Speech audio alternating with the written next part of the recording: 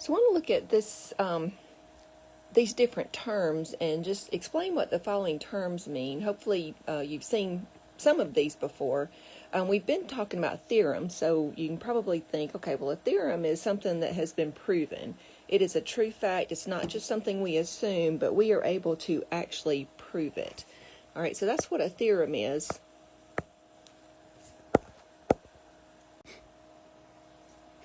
Now we see the words lemma and corollary. Now, actually, lemma and corollaries really are theorems.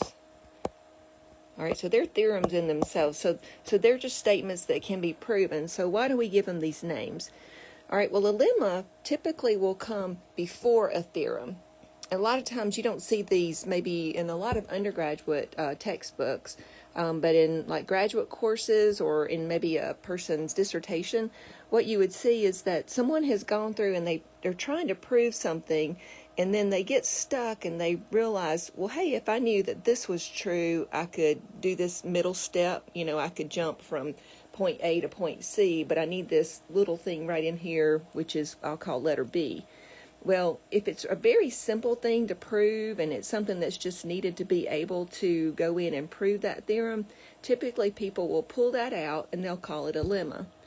So if you needed B in between the A and the C, then you would write your dissertation or whatever with the lemma in front of the theorem. So a lot of times when you see lemma, you think, well, where did this come from? Why do people, why is somebody stating this?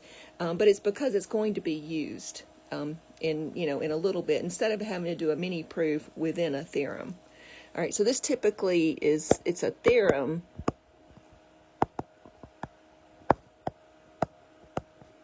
that comes before another theorem. All right, but it typically can be proven very quickly. It's not something that's real complicated. I won't say that's always true. It could be very complicated, but usually it's something that, people think, oh, I just need to be able to prove this little thing, and then I can make this jump. And then a corollary, if a lemma comes before, a corollary is going to come after. All right, so I'm going to say it's a theorem that comes after another theorem. And people do that a lot of times because they've proven this really hard theorem, and then they think, well, I could apply it to these little cases. And so, again, typically it's a smaller kind of thing that you're trying to prove. But if you really called them all theorems, that would be perfectly fine. But it just kind of lets the reader know that, hey, this lemma is going to be used in a few minutes in this theorem. And the corollary just lets you know that, oh, this is a direct result of this theorem that was just proven. All right, now what about postulates and axioms? Okay, well, those are not theorems. Okay, so these are not theorems. These are those things that we just assume to be true. You've probably heard maybe in high school geometry that, through 2 points, there's exactly one line. Well, that was one of Euclid's postulates. You might wonder, why do we say postulate and axiom? Typically, postulates are associated with geometry, and axioms are associated with algebra, and so, or calculus topics. And so whenever you see postular axioms, they're really just properties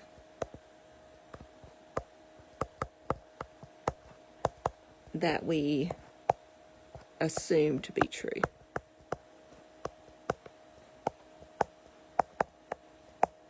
If you can ever come up with a counterexample, then it's no longer a property.